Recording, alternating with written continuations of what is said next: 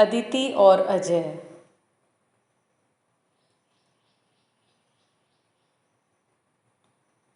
अदिति और अजय दोनों एक दूसरे से हद से ज़्यादा प्यार करते थे। हर पल साथ रहना, घूमना फिरना और घंटों फ़ोन पर बात करना दोनों के लिए आम बात थी। दोनों एक दूसरे के बिना एक दिन भी नहीं गुजार पाते थे। दुनिया की नज़र में वह प्रेमी जोड़े की तरह थे, पर उन्होंने एक दूसरे को कभी प्रपोज़ नहीं किया था।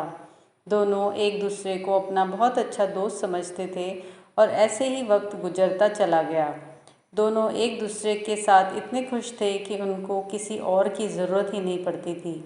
हमेशा एक दूसरे के साथ वक्त गुजारा करते थे। एक दिन सुबह से शाम तक अदिति अजय को कॉल और एसएमएस करती रही, पर अजय का कोई रिप्लाई नहीं आया। अदिति बहुत परेशान और बेचैन हो गई। सुबह से उसने अजय को ना जाने कितने कॉल और एसएमएस किए, पर उसको कोई जवाब नहीं मिला। अदिति को कुछ समझ नहीं आ रहा था वह क्या करे। देखते देखते रात के 2 बज गए। अदिति ने ना खाना खाया और ना उसको नींद आ रही थी।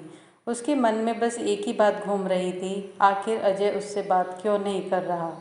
अदिति ने एक लास्ट एसएमएस किया, अगर मैं तुमको इतनी बुरी लगती हूँ तो अब मैं तुमको दोबारा कभी एसएमएस या कॉल नहीं करूँगी।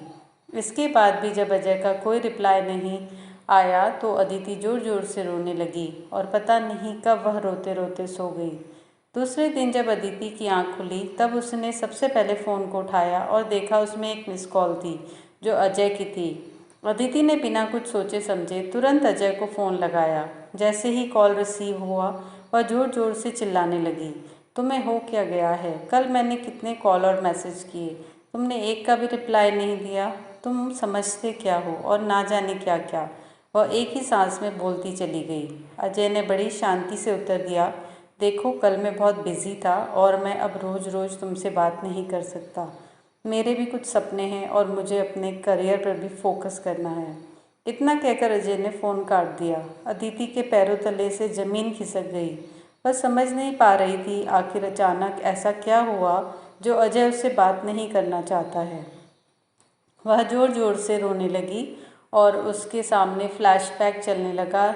अजय के इस बदले हुए रूप के बारे में उसने कभी सपने में भी नहीं सोचा था। जैसे जैसे वह बातें याद करती वैसे वैसे उसकी आंखों से आंसू गिरते चले जाते। अदिति की नज़रों के सामने अजय के साथ गुजरा एक एक पल की तस्वीर ऐसे घूम रही थी जैसे दोनों कल ही मिले हों। पर यह दोनों जानते थे उनका रिश्ता 7 साल से ज़्यादा पुराना है। वह अपने आप को कमज़ोर, अकेला और दुखी महसूस कर रही थी। इससे पहले हर मुश्किल में अजय उसके साथ था, पर इस बार वह अकेली थी और उदास थी। अदिति एक ही दिन में इतनी टूट गई कि वह सुसाइड करने की सोचने लगी। शाम के समय अदिति ने हिम्मत करके अजय को कॉल किया। अजय ने फ़ोन उठाते ही कहा, मैं अभी बहुत बिज़ी हूँ, तुमसे बात नहीं कर सकता, सॉरी, और फ़ोन रख दिया। अदिति के नंबर से रात 8 बजे अजय को फ़ोन आता है। फ़ोन सुनकर अजय ज़ोर ज़ोर से रोने लगता है और कहता है, यह सब मेरी गलती है, मेरी गलती से यह सब हुआ है, इसका जिम्मेदार बस मैं हूँ, और रोते हुए घर से हॉस्पिटल के लिए निकल जाता है। यह कॉल अदिति की माँ ने किया था क्योंकि अदिति का एक्सीडेंट हो गया था और हॉस्पिटल में अदिति अजय का नाम ले रही थी। जैसे ही अजय हॉस्पिटल में पहुँचता है अदिति की आंख खुलती है और वह कहती है, आखिर मैंने क्या किया है जो तुम मुझसे बात नहीं करना चाहते? तुम्हारे बिन मैं जीकर क्या करूँगी, मुझे मर जाने दो। अजय की आंखों से आंसू गिरने लगते हैं और वह कहता है, गलती तुम्हारी नहीं मेरी किस्मत की है। मेरे दिल में छेद है और मैं बस कुछ ही दिन का मेहमान हूँ, इसलिए मैं तुमसे दूर जाना चाहता था ताकि तुमको दुख ना हो। अदिति अजय का हाथ पकड़ कर मुस्कुराती है और आंखें बंद कर लेती है। अदिति के चेहरे पर सुकून झलकता है और वह अपनी आखिरी सांस अजय के साथ लेती है। थोड़ी देर में अजय को हार्ट अटैक आ जाता है और अजय भी दुनिया छोड़ देता है।